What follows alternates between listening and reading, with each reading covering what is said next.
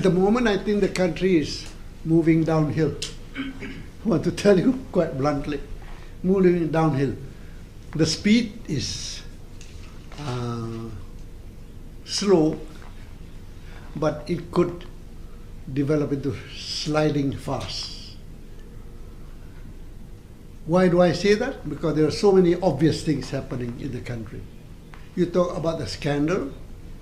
It's not something which you say out of the blues.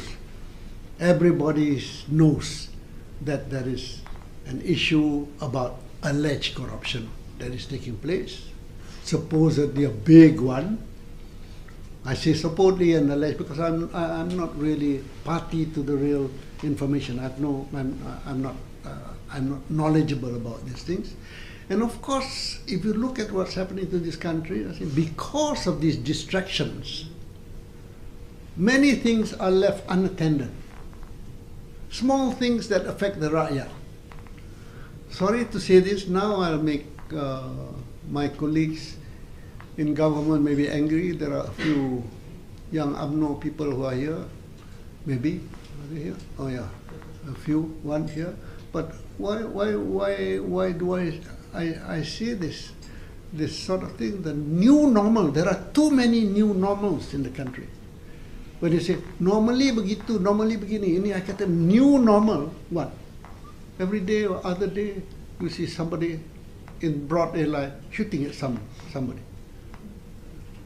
Violence, murder. I want to tell you with all concern that I was witnessing the Philippines in the past.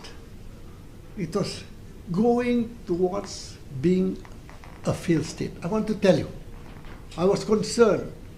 Many years ago when we talked, I said, look at the Philippines. It was getting to be a failed state very fast, really very fast. I would go there, shooting was normal, robbery was normal, you walk the streets, your bags would be snatched.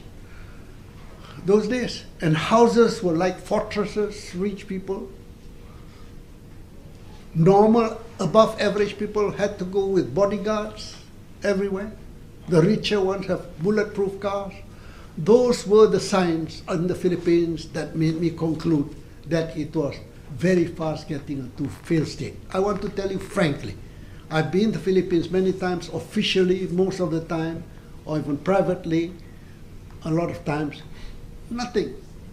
I used to say, my God, security, armed, in any settlement of houses, any place, kumpulan rumah-rumah, others. Barbed wire, I laughed at them. I really laughed at it. Not in our country, it did not happen. Tell me now, that's what is occurring in our country, becoming the new normal. And the funny thing about it is that the Philippines, I'm not talking about Duterte who's just taken over, maybe too early to decide, when that boy, I call him the Ninoy, when Aquino's son took over, within 6 years, I think luckily he grabbed Philippines and put it up a little bit. The growth rate of Philippines goes up.